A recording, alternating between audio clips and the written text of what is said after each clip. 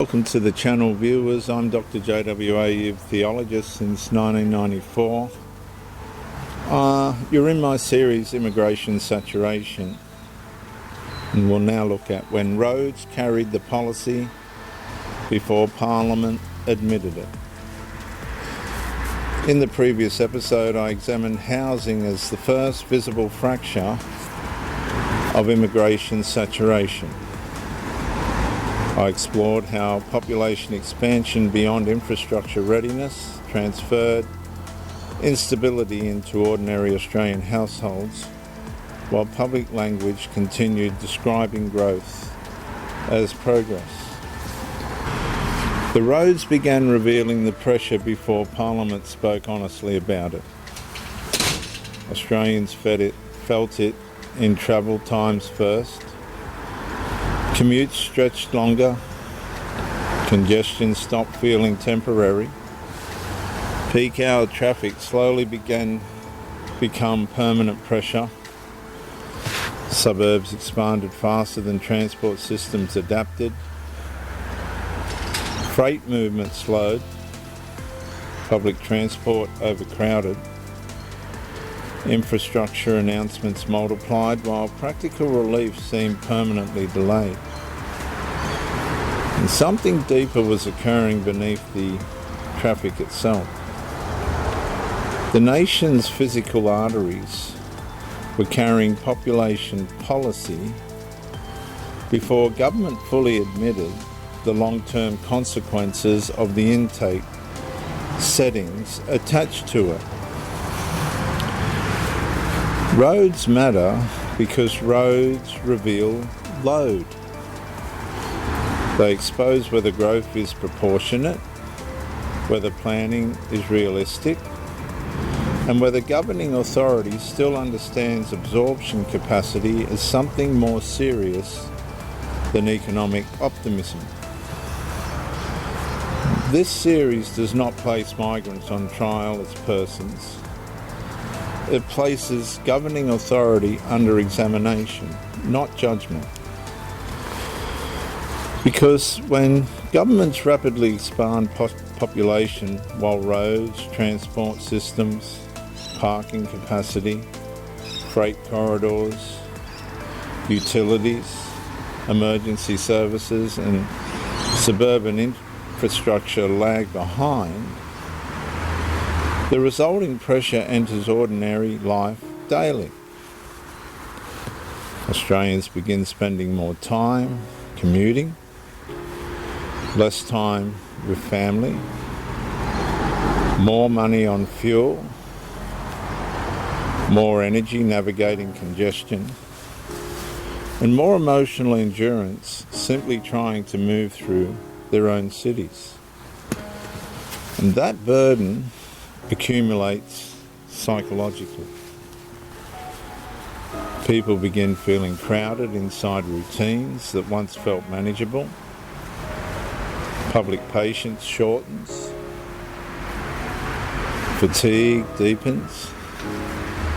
Social trust weakens subtly when millions experience constant low-level compression without meaningful relief.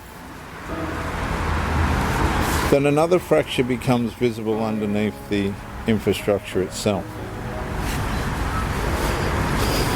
Government begins managing consequences rather than limiting causes. Instead of asking whether intake settings remain proportionate to infrastructure readiness, institutions increasingly normalise overload as the permanent condition of modern life. Congestion becomes growth, delays become urban adjustment, public frustration becomes treated as emotional overreaction rather than evidence that systems are carrying more than they were designed to absorb. And that is where trust deteriorates. Not because Australians reject development automatically, but because many begin sensing that the nation's physical systems are being expanded reactively instead of protected responsibly. And the pressure becomes even more complex when assimilation itself occurs inside conditions of saturation. Communities settle rapidly while infrastructure, transport access, social integration and civic cohesion struggle to stabilise simultaneously. Parallel communal cluttering becomes easier under overcrowded pressure. Local identity weakens faster when growth outpaces integration capacity. And government then increasingly relies upon administrative management instead of cohesive national continuity. Australia's constitutional memory carries older assumption that authority itself stands beneath the almighty Christian God, law, conscience, stewardship, truth, and duty toward the people. And when that restraint weakens, governments begin treating congestion as an acceptable side effect of endless expansion instead of asking whether responsible limits still exist. The listener doesn't need to panic. The listener needs disciplined clarity, and that's what this therapy is for. This information is for. It's supposed to be therapeutic. Who approved growth beyond infrastructure readiness? Let's ask ourselves. Who ignored long-term transport strain? Who treated visible overload as normal adaptation, while public frustration quietly intensified underneath official optimism? You see, truth restores proportion.